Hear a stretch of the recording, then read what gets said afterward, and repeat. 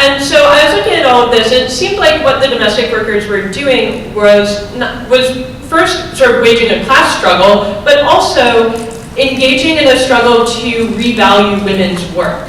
You know, domestic workers are often told, oh, you're part of the family, like you do this out of love, whatever. They're like, no, you need to pay us. Right.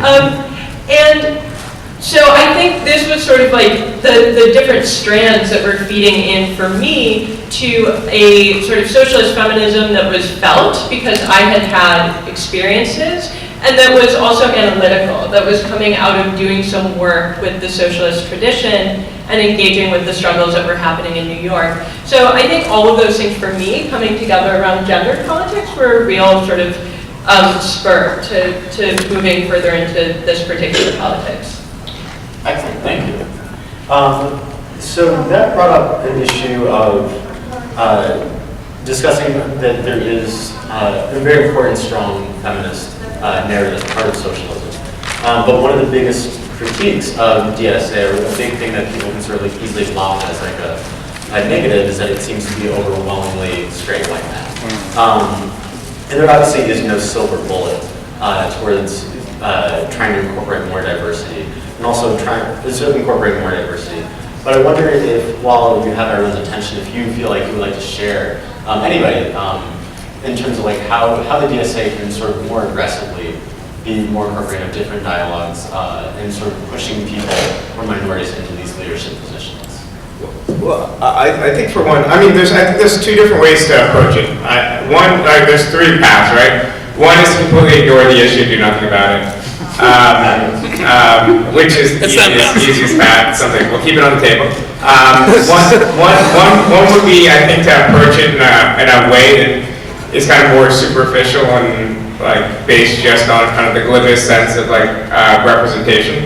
So often, like in my experience at least, that's from the time I was doing campus organizing, onward, there was periods where there'd be like 10 people in a room, 8 of them would be white, and like someone will bring up like this is a pretty white room, and invariably it would just be like 1 of the 8 white people, and it would be just on the basis of like a very like it would be good to have some color in this room, like literally, in that kind of way, which I think is more of a performative thing that isn't actually that organizing. I think we should understand that the main problem with DSA is that we, as a small, relatively fringe socialist organization, a growing one that's still in the context of the country of 330 million people, a fringe organization, we do not have a social base. Right. And since we don't have a social base, we don't have deep working class roots, right. And since the working class in this country is disproportionately black and brown, right. DSA is disproportionately white. I think that's part of the problem.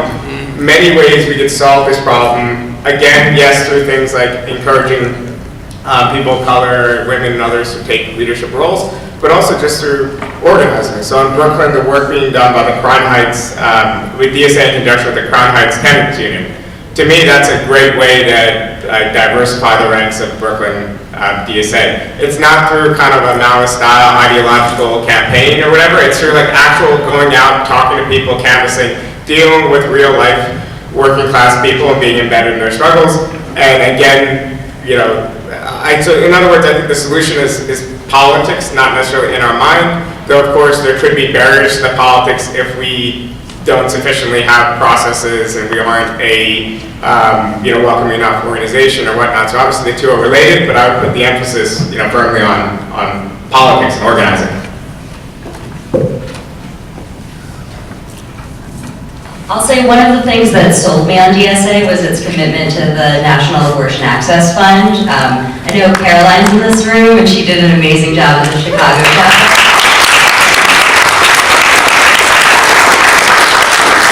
Correct me if I'm wrong, but I think collectively chapters across the country raised about $60,000 for abortion access directly, which is incredible.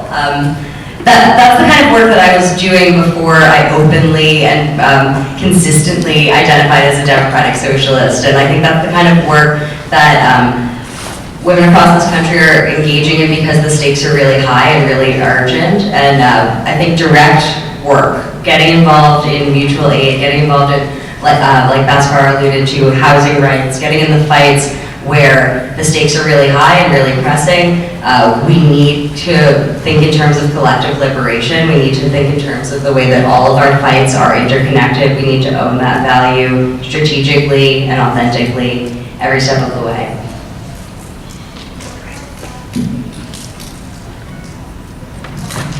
I'll try to be uncharacteristically brief. I agree with everything Bhaskar said, but I do think that as much as possible, leadership of locals should be gender balanced and as multiracial as possible. And sometimes that may be mandates or quotas or whatever.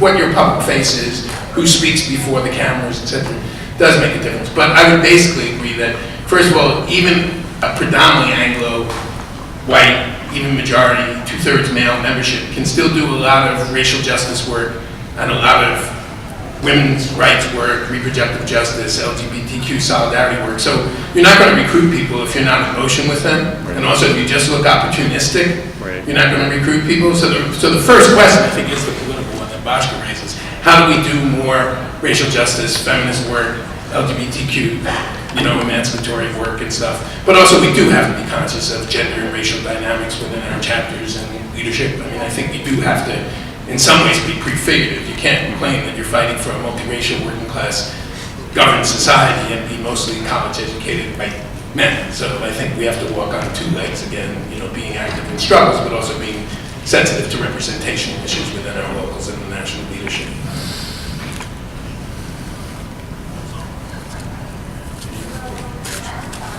So some of the ways that I think we can do more to have a more diverse organization, number one, is coalition building, working together with organizations that fight for racial justice in communities. There's a national movement against mass incarceration, and I think that's a fight that we all should take on together. In addition to that, directly recruiting in communities of color. Going out into communities, like in the Boston area, there's a community in Roxbury. In New York, you have Harlem. Going out into these communities, having events in these areas, talking about socialism and the history of black socialists, such as W.E. Du Bois, such as Paul Robeson, such as Manning Marable, such as Cornel West. And then articulate both a theory and a reality of race that is spoken by the victims of racism themselves, because they can speak more accurately, more genuinely about the challenges that they confront on an everyday basis. And just doing more intersectional work, working together with those people in professions that deal with issues of race all the time, like in criminal justice, probation officers, parole officers. These are people that work with minorities every single day in an unfortunate way, and they can articulate what it's like to deal with minorities in the criminal justice system. And those areas confront that issue, that problem a lot. And also understanding that in different communities of color or different ethnic groups, you can't organize the same way everywhere. You have to have different ways by which you're doing that. And also facing the reality that America is still a very racist, very sexist, a very homophobic society in which we live, and we have to be genuine about that, and we cannot be afraid to admit the elephant that is in the room. If the elephant in the room is racism, we have to be open and we have to talk about it, and be willing to offer an analysis of how that impacts all of us as human beings. Yeah, I mean, I would agree with everyone, of course, that doing the work is the first step. That, of course, if your organization is not getting behind issues that affect working class people of color, then you're going to have a white organization. I actually think chapters have been extremely proactive recently and impressive about recognizing that and developing campaigns, supporting the work even that other organizations are doing. I would say too that there's then a second step where you have to allow that work to actually change the organization. It's too easy for the sort of same leadership and the same rough makeup of the organization to continue over time, even if you are engaging in those struggles. So you have to build pathways into the organization and into the leadership of the organization. And so I do think we need to have a concrete conversation about what those pathways look like, in part because representation does in fact matter internal to the left. We reject a sort of neoliberal identity politics that says just because you're a woman, you're going to look out for working class women. We know that that's not true. Within the left, where we all have, within DSA, a roughly materialist analysis, representation does matter, and I will say why. So, first of all, it actually does affect the policies that we end up prioritizing. That's true. So Arielle mentioned the abortion fund. In my experience, supporting an abortion fund has not been raised by men. It has been raised by women. And so that's not to say men could not raise that, and I would encourage all men to be active on the subject of abortion rights. But that is, practically speaking, one thing that we tend to see. Further, I would add that we should be in the business of creating new leaders and leaders who reflect the constituencies that we believe socialism should appeal to. So we all know that in the US, because as you noted, we continue, unfortunately, to live in a racist, sexist society, that there's a certain amount of authority that we give to white men who have money, sound educated, etc. This is a broad social phenomenon of which I'm sure we are all unfortunately aware.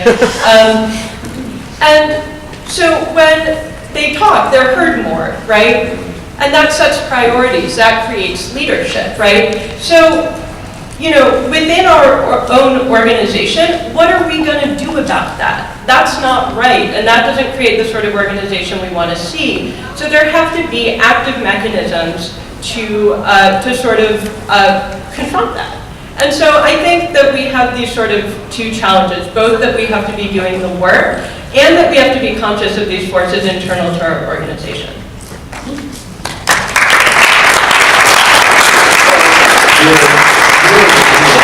I feel like we've talked about a lot of sort of like very serious aspects, and validly so, about building and growing the DSA. But part of also what I think makes a really good culture is things just outside of just like the direct actions that we take, but creating a culture that invites people and just, frankly, is just fun. So what would you like to sort of see now that we have so many more members? It can be anything from like a kickball league, like a DSA kickball league or something, but how would you like to see more of like a growth in sort of culture that isn't necessarily leftist, but still adds to like a stronger community? Acapella groups, please don't. If you can sing. Does the silence mean DSA? Yeah, no, I mean, I think it's important that people be able to interact with each other as people, like with the level of, sorry, it's kind of a stupid sentence, but part of it is, you know, just, being able to, like, have the kind of emotional intelligence when you're working doing work with the DSA local, if someone's been kind of wearing themselves out, to not think of them as, producers of something for a collective political project, but also just as like, people, and just like asking people like, hi, how was your day, that kind of stuff. And I think, we do it better than almost any other organization. That's why I think a lot of us happily renewed and stuck in the organization, even when it didn't feel like we were accomplishing that much, every, between, meetings, partially because it was a more welcoming and healthy environment. I think that's the reason why we won't have the type of turnover problems that like a lot of groups on the left traditionally have, because they bring in people, they wear them out, not for bad reasons, not because they're bad people, because they just want to accomplish certain goals, and there's that kind of short-termism there. So I think part of it is just like being nice, relating to people, watching. I think sports are great. Like, I care about sports as much as I care about socialism. But You care about the Knicks more than you care about social. that is true. That is true. Well, the fact that it's a question, but I think that kind of stuff is useful to be able to just like communicate, talk with people, and engage. And this gets back to what I said at the beginning. One step in the mainstream, one step in the margins. This will also help us relate to people and bring them into our organization if we're not just kind of robotically giving them like 21 questions that begins with hi, hello, what's your name, and ends with, what's your position on the Democratic Party. We have to just, which I think we do well, so it's something we should continue to do. I mean, we're all humans. I think we know how to have fun, and we can invite other people to do those things with us. I mean, I think actually New York people do have lots of bar nights after meetings and stuff. We are in the city of more bars than maybe on the rest of the planet combined. And DSA has taken full advantage of that. And in fact, the May Day space in Bushwick is a combined meeting space and bar. And so we've used it, we've done events in the bar, and then everyone hangs out afterwards. We've done events upstairs, and people go down and hang out afterwards. I do think that identifying sort of community spaces, this is the socialist bar, this is where we go, is very valuable because you can make all of your socializing a lot less formal if people just know, if they stop by, they'll probably see a comrade or two. And I do think, a lot of our ideas come from a pretty common sense place that can easily be also expressed through pop culture. I really don't understand why we don't have more Rihanna memes on our side. I think Rihanna lives with the mental freedom that we would all experience post-capitalism. And I do think that she's secretly on our team, and that's something that we should think about.